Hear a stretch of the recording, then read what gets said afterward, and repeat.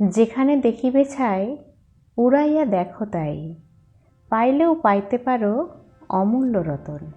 হ্যাঁ বন্ধুরা, ছাই যেমন অমূল্য রত্নের জন্ম দিতে পারে, কয়লা যেমন মূল্যবান হীরের জন্ম দিতে পারে, ঠিক তেমনি অসম্ভবও কিন্তু সম্ভাবনার বীজ বপন করতে পারে।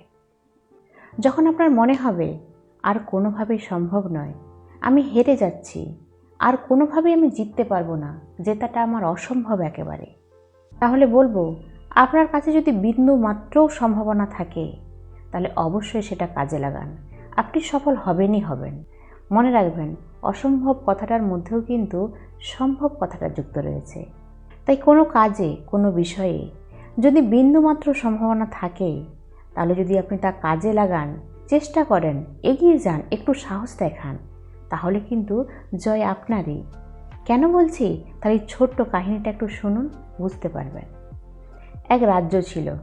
সেই রাজ্যের দূত একবার এসে খবর দেয় রাজাকে যে প্রতিবেশী রাজ্য ওই রাজ্যকে দখল করতে আসছে, আক্রমণ করতে আসছে, এবং আগামী 3 দিনের মধ্যেই কিন্তু এই রাজ্য তারা আক্রমণ করবে। রাজা ভীষণ চিন্তায় পড়ে যান, কারণ এই রাজার রাজ্য ছিল খুব ছোট। সৈন্যবল, অর্থবল, জনবল কোনো দিক থেকেই সে প্রতিবেশী রাজ্যের সমকক্ষ নয়। তাই পরাজয় নিশ্চিত। এমনকি গুপ্তচর এও খবর দিয়েছিল যে পরাজয় শুধু নয়, ওই রাজ্য দখলের পর সেখানকার সমস্ত জনগণকে হত্যা করা হবে। রাজামশাই খুব নিরাশ হয়ে গেলেন, হতাশ হয়ে গেলেন। কিভাবে উনি তার জনগণকে রক্ষা করবেন, রাজ্যবাসীকে রক্ষা করবেন কি করে, রাজ্যকেই বা রক্ষা করবেন কি করে? তিনি এক জরুরি বৈঠক ডাকলেন। সমস্ত সভাসদদের কাছে তিনি বিষয়টি খুলে বললেন। তারপর বললেন যে দেখুন, এই মুহূর্তে আমাদের কাছে কিন্তু মৃত্যু ছাড়া কোনো অপশন নেই। কেন না, আমার রাজ্য এত ছোট, সৈন্যবল কম, অর্থবল কম, কোনো দিক থেকেই আমি ওই রাজ্যের সমকক্ষ নই। তাহলে জিতবো কিভাবে? সেই রাজ্যকে হারাবো কিভাবে? কোনোভাবেই জয় আমাদের সম্ভব নয়, এবং মৃত্যু আমাদের অবশ্যম্ভাবী। এরকম একটা পরিস্থিতিতে আপনারাই বলুন, আমার ঠিক এই মুহূর্তে কি করা উচিত? অনেকে নিজেদের মতো করে উত্তর দিল। কেউ বলল যে রাজামশাই, আমাদের হাতে এখনও 3 দিন সময় আছে, এই সময়ের মধ্যে আমরা এই রাজ্য ছেড়ে চলে যেতে পারি অন্য কোথাও। কেউ বলল যে আমাদের আগেই ওই রাজ্যের কাছে বশ্যতা স্বীকার করা উচিত। কিন্তু চতুর মন্ত্রী তিনি অন্য কথা বললেন। তিনি কি বললেন?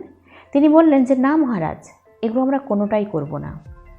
আমরা যদি আমাদের মৃত্যুই অবশ্যম্ভাবী হয়, এটাই যদি আমাদের শেষ পরিণতি হয়, তাহলে আমরা এইভাবে মরব না। আমরা ওই রাজ্যকে আক্রমণ করব, এবং আজই সেটা করব। কিছু না করে মারা যাওয়ার থেকে কিছু করে মারা যাওয়াটা অনেক বেশি সম্মানের। বসে বসে পরাজয় স্বীকার করার থেকে লড়ে হার স্বীকার করা অনেক বেশি সম্মানের। তাই আজ এই রাতেই আমরা ওই রাজ্যকে আক্রমণ করব। রাজামশাই বললেন, সেটা কি করে সম্ভব? আমার সৈন্যরা তো কোনোভাবে প্রস্তুত নয়, আমার সৈন্যবল এত কম সৈন্য নিয়ে কীভাবে আমি যুদ্ধ করতে যেতে পারি? মন্ত্রী বললেন, হ্যাঁ মহারাজ, অবশ্যই আমরা পারি। কারণ ওই রাজ্য এখনো পর্যন্ত কিন্তু আমাদের রাজ্যকে আক্রমণ করার জন্য প্রস্তুত হয়নি। সৈন্যবাহিনী সেভাবে এখনো প্রস্তুত নয়। এই মুহূর্তে যদি আমরা আক্রমণ করে দিতে পারি, তাহলে কিন্তু একটা জয়ের সম্ভাবনা থেকেও যেতে পারে। রাজামশাই বললেন, ঠিক আছে, এবং সমস্ত সভাসদরাও এ কথায় রাজি হলেন যে হ্যাঁ, আমরা মৃত্যু যদি বরণ করি, লড়াই করে মৃত্যুবরণ করব। যদি হেরে যাই, লড়াই করে হারবো, কিন্তু কখনোই ঘরে বসে বসে আমরা মৃত্যুবরণ করব না। তারপর রাজামশাই তক্ষুনি সেনাবাহিনীকে প্রস্তুত হওয়ার আদেশ দিলেন। সেনাবাহিনীর সাথে সমস্ত রাজ্যবাসী একত্রিত হয়ে ওই রাজ্যকে আক্রমণ করার জন্য গেলেন। প্রতিবেশী রাজ্যে ঢোকার মুখে একটি কাঠের পুল পড়ে। সে কাঠের পুল পেরিয়ে যখন সমস্ত সৈন্যরা সে প্রতিবেশী রাজ্যে প্রবেশ করে গেল, রাজামশাই আদেশ দিলেন যে ওই পুলটিকে এবার জ্বালিয়ে ফেলো, তাহলে কিন্তু আমাদের কাছে আর কোনো সুযোগ থাকবে না লড়াই ছেড়ে পালিয়ে যাওয়ার। আমাদের কাছে এখন একটাই অপশান, আমাদেরকে লড়তে হবে। বলেই ওই পুলটিকে জ্বালিয়ে দেওয়া হলো, এবং রাজামশাই ঘোষণা করলেন যে এই মুহূর্তে লড়াই করাই আমাদের কাছে অপশান, হয় জিতব নয়তো মরব। এর দ্বিতীয় কোনো অপশান আমাদের কাছে নেই, দ্বিতীয় কোনো সুযোগও কিন্তু আমাদের কাছে নেই পালিয়ে বাঁচার। অতএব চলো আমরা একত্রিত হয়ে ওই রাজ্যকে আক্রমণ করি। রাজার আদেশে সৈন্যবাহিনী সহ গোটা রাজ্যবাসী ওই রাজ্যের উপর ঝাঁপিয়ে পড়ে। ওই রাজ্য তো কোনোভাবে প্রস্তুত ছিল না এই লড়াইটা লড়ার। তাই হঠাৎ করে আক্রমণ হয়, তারা কোনোভাবেই এই লড়াইটা জিততে পারল না। জয় কিন্তু ওই ছোট রাজ্যটিরই হলো।